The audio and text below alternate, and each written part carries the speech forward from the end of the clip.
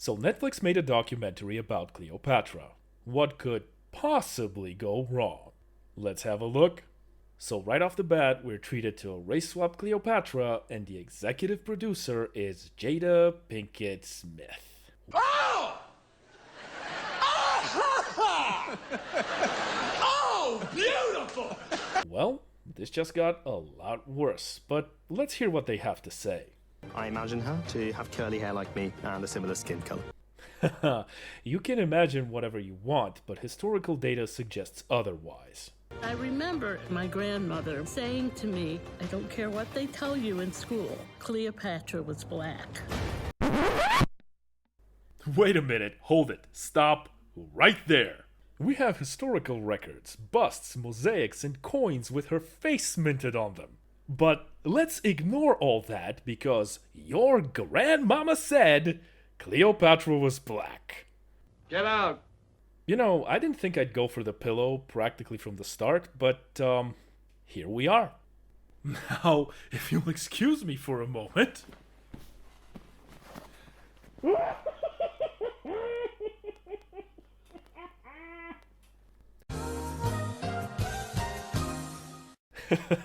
Right, how's that one working out for you, Netflix? A 3% audience score with over 10,000 ratings? And even the critics who usually defend stuff like this aren't touching this mess with a 10-foot pole.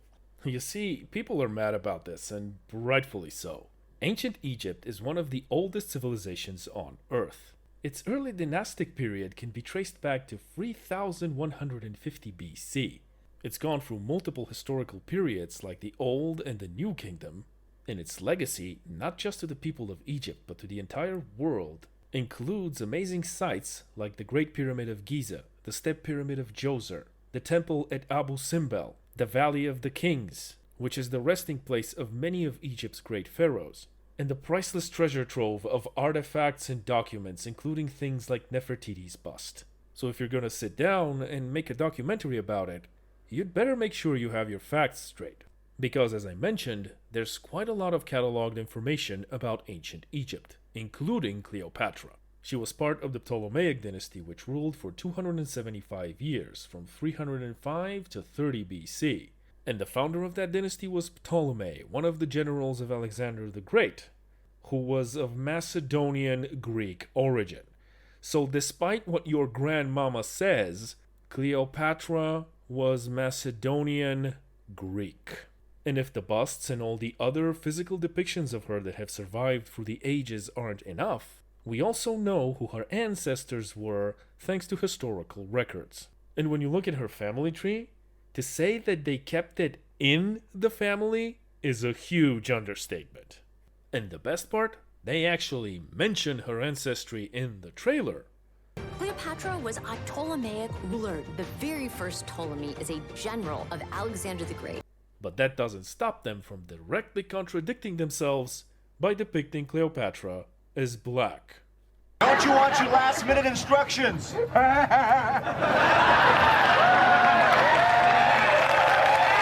And if you have a problem with the wrong depiction of an historical figure, you guessed it, this is outrage and you're a racist. According to articles like this, at least. Which is funny, because by that logic, so are the Egyptians, because they were pissed off so much by this so-called documentary that they actually sued Netflix. And Egyptian experts reacted angrily to the upcoming series, adamant that the country's most famous queen was of Greek descent and light-skinned. So you can't help but wonder, who are the people defending this? Enter Ernest Owens, the author of the book The Case for Cancel Culture, who appeared in a Piers Morgan interview alongside Egyptian comedian Bassem Youssef. So things started off with Ernest. I think people should remember that there was controversy when the late, great Elizabeth Taylor played Cleopatra, and people thought that it was inaccurate for a white woman like her to play the character. History has said that there is some racial ambiguity around Cleopatra's identity. She's definitely not white. Uh-huh. So there's ambiguity, and she's definitely not white, despite the historical data, and Elizabeth Taylor played her in a movie in 1963. I guess Ernest's grandma also had a thing or two to say about ancient Egypt. I wonder if Bassem Youssef will have anything to say, given he's an Egyptian and all. Now, the problem for me, it's not about color. It's not about white and black. This is a very reductive way to talk about things. This is the way that Americans talk about it. Go on. It's not about black and white. It's about the continuous culture appropriation and falsification of history that has been done by what the so-called Afrocentrist movement. Damn! But the thing is, that's why you find people like Kevin Hart, who subscribes to these theories, who claim that his ancestors built the pyramids. I'm sorry, your ancestors had their own wonderful civilization in West Africa. They are culture appropriating my culture. Oh, snap. He's having none of it, and he went right for the jugular. This isn't going to plan, is it, Ernest? Ernest, let me ask you a question, Ernest, which is how would you feel if a white actor was chosen to play Nelson Mandela? I think that there is historical inaccuracies there. Uh-huh, you little hypocrite. So when you do it, it's ambiguity. When somebody else does it, it's historical inaccuracies. No, what the heck, I'll laugh anyway. See, Bassem is not just an Egyptian. According to the rules of woke people, he's also a person of color. So Ernest can't just play the racism card against him. Though that doesn't stop him from trying. But the rest of that cast is fairly white, and you're not saying anything about those individuals. You mean these guys? The Romans? Right. You get the hell out! Look at that face. I think it's fair to say that Ernest Owens got owned. And at the beginning of the interview, he was looking so smug and happy, getting ready to appropriate himself some culture, and then a wild Egyptian boy appeared and put a screeching halt to his plans. So yeah, that definitely didn't go as planned for him. If you want to watch the whole thing, it's easy to find. It's kind of like a slow-motion train wreck with nobody getting injured with the exception of Ernest's ego. And of course, the actress Adele James had to throw her hat in the ring by saying that blackwashing isn't a thing. Oh, is that so? Let's have a quick look at a few examples, like Sir Lancelot, Achilles, Joan of Arc, Anne Boleyn, King Lear, Little Orphan Annie, Deadshot, Iris and Wally West, Batgirl from the cancelled DC movie, April O'Neil from the Teenage Mutant Ninja Turtles, Commissioner James Gordon, Jimmy Olsen, and Starfire, just to name a few historical and fictional characters. And you know the drill. If you have any problem with this or even so much as question any of it, you'll get called a racist. But I digress. So this entire thing appears to be just a vanity project for Jada Pinkett Smith, whose biggest claim to fame, despite being an active producer, writer, and actress, is being Will Smith's wife. And her most notable works include playing Niobe in The Matrix, being the voice of Gloria in the Madagascar series, playing Fish in the TV show Gotham, and being a producer on After Earth, which was a movie intended to launch her son's career. She also decided to boycott the Oscars and made news headlines when she made a huge fuss that her husband wasn't nominated for the movie Concussion. I think Chris Rock summed that particular one up perfectly. Jada boycotting the Oscars is like me boycotting Rihanna's panties. I wasn't invited.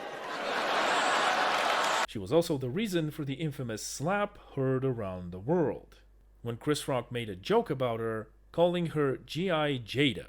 For those of you who don't get the reference, G.I. Jane was a movie starring Demi Moore, where she joined the military and thus had a shaved head. At the time, Jada Pinkett Smith also had a shaved head, because she allegedly had alopecia. Alopecia is a condition where parts of your hair just begin to fall off. It's by no means a life-threatening condition, but it certainly is unpleasant and you can't get rid of it. And it's believed to be caused by stress. Regardless, being compared to Demi Moore in her prime hardly sounds like an insult. And when Rock made the joke, everyone laughed, including Will Smith. But Jada was visibly annoyed, which led Will Smith to go up to the stage and slap a surprised Chris Rock. To his credit, Rock kept his cool, despite the fact that he's a professional comedian who's used to dealing with hecklers, and he probably had at least a dozen comebacks that could have easily sent Will Smith into a blind rage. At the same time, the not-so-fresh Prince of Bel-Air decided to go back to his seat and scream profanities.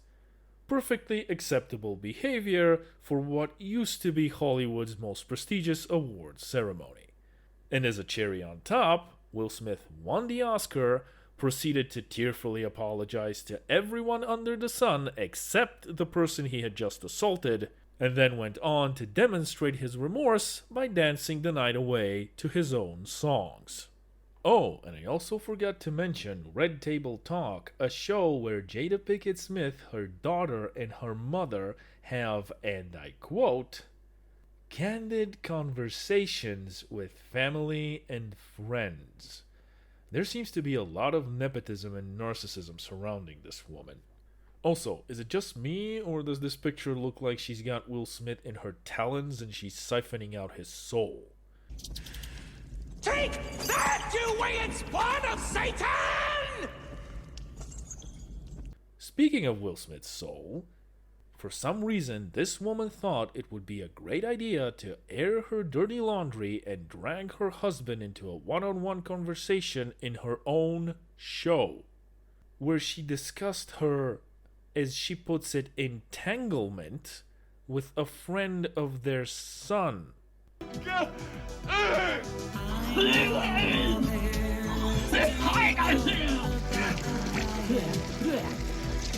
And during this entire cringeworthy, humiliating affair, Will Smith looks absolutely miserable.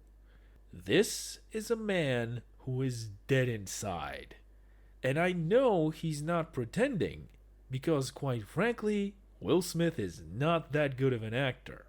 So not only is this woman desperately trying to cling to any form of relevance and attention she can get, she's also grifting off of her husband's career. And she appears to be jealous of his success. So when she's the executive producer of a project, what kind of product do you think she'll deliver when she always makes everything about her? So yeah, it's no surprise that Netflix's Cleopatra is an absolute joke. If you're actually interested in ancient Egypt, don't bother with this one. There's plenty of real documentaries out there to satisfy your curiosity. Anyway, I'm done with this. Have a good one. I'll see you around. Please disperse! Nothing to see here, please!